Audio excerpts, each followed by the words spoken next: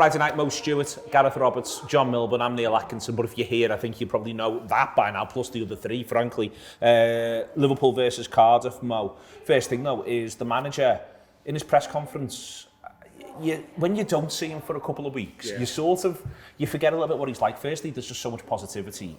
Secondly, and just sort of genuine pleasure for other footballers, pleasure for other people. He's looking forward to his new player. He's made up for the lads who've done well at AFCON. All three of them, he goes out of his way.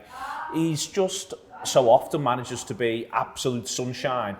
And then someone will ask him a dickhead question about transfers and he cuts their knees off from underneath them. Well, I mean, he doesn't want people to think he's gone completely soft. This is the thing. It's like, you've got to enjoy the good times and then, I mean, to get through the bad times, he embodies all of that. So when it's a good mood, there's a feel-good factor around for all the reasons you said. So he's going to embrace that. But like I said, that doesn't mean you can still be a twat in a press conference. You're never going to get away with that around Jurgen Klopp, to be fair.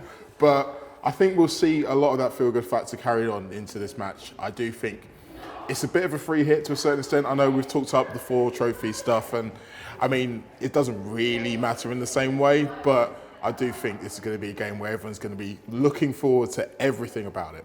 Everyone, he wants to embrace that feel good, but he almost doesn't want Gareth. I don't think he wants it to be, it's because we bought a player.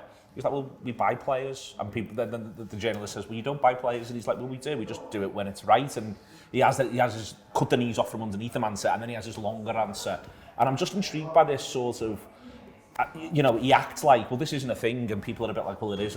Some people do think it's a little bit of a thing, and he's going to dismiss that. But I think he's onto why people think it's a thing, but he's also onto why he's like, we're doing it the right way. And our way is the right way for us, is what he means. Yeah, I mean, look, I think there has been times where he was frustrated, and it's leaked out. I think he was frustrated about the, you know, Kabak, Davis, centre-half, shopping in little type situation last January.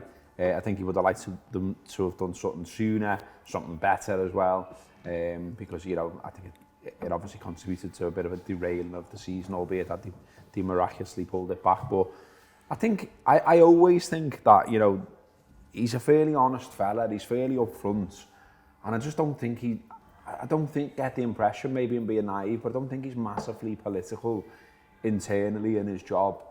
And so I just always think, well, if he was really unhappy, you'd know. Do you know what I mean? Like, I genuinely think you'd know.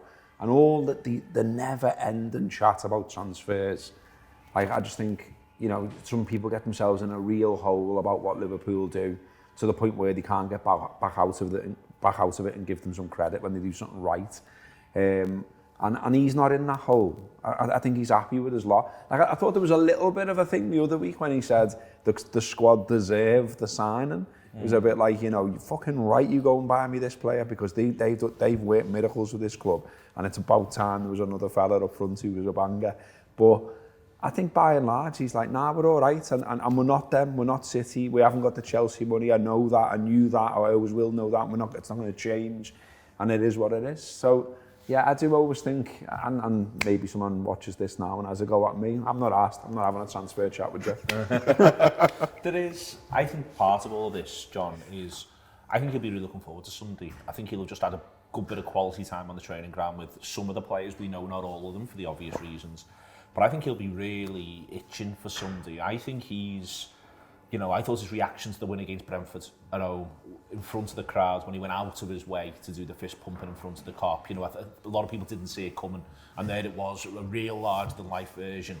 I think he's determined that we're in this, we're in everything, we're enjoying everything, we're going for everything. I think he's in sprint to the line mode, I really do. Yeah, I think you can imagine that he's gone into that press conference maybe forgotten how shit press conferences are. But he's the bit of the job he likes the least, or he appears to like the least. And saw the moose and thought, I'm that prick.